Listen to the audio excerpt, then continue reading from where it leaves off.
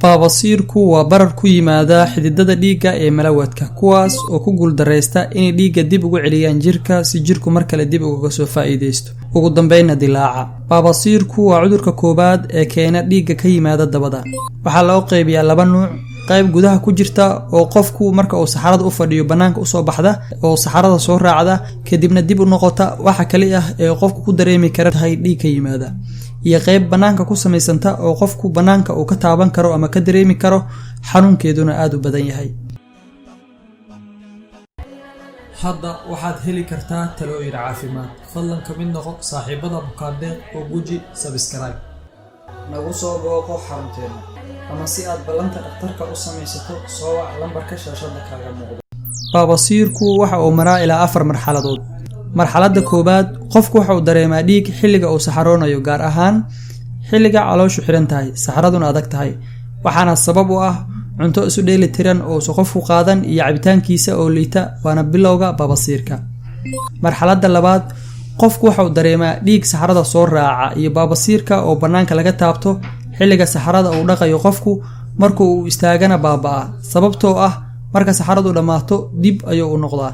marxaladda saddexaad, baabasiirku banaanka ayuu u soo baxaa, dibna uguma noqon karo gudaha dabada oo aad ayuu u xanuun badan yahay. laakiin qofku haddii uu cadaadis saaro ee uu riixo gudaha malawadka, dib ayuu u noqdaa.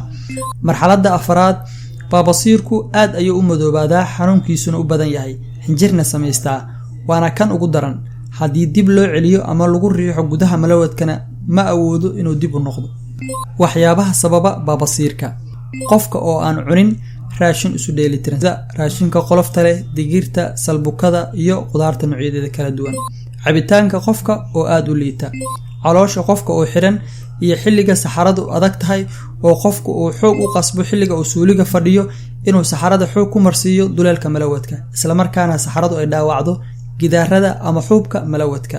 qofka oo aad u cayilan ama hooyada uurka leh. calaamadaha lagu garto baabasiirka: dhiig saxarada soo raaca, xanuun la'aan, cuncun ama damqasho dabada ah, xanuun ama dhibsasho xilliga saxarada, barar dabada, kuuskuus qofku ka taabto dabada xilliga uu saxaroonayo ama marka uu suuliga fadhiyo. sidee looga hortagaa baabasiirka?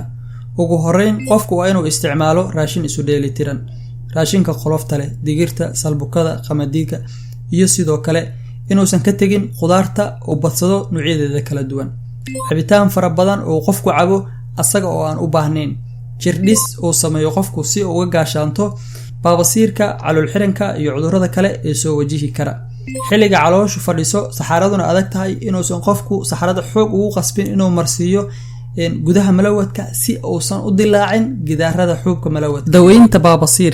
daaweynta baabasiirka hadba waxay ku xiran tahay baahida bukaanka iyo heerka uu marayo baabasiirka.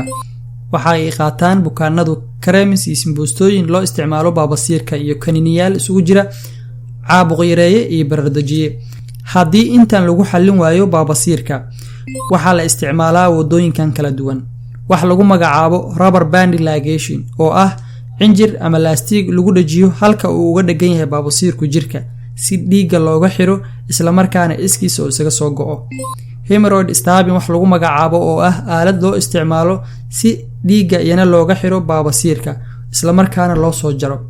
iyo sidoo kale hemorrhoid removal ama surgery wax lagu magacaabo oo ah qaliin loo sameeyo baabasiirka si gabi ahaanba meesha looga saaro.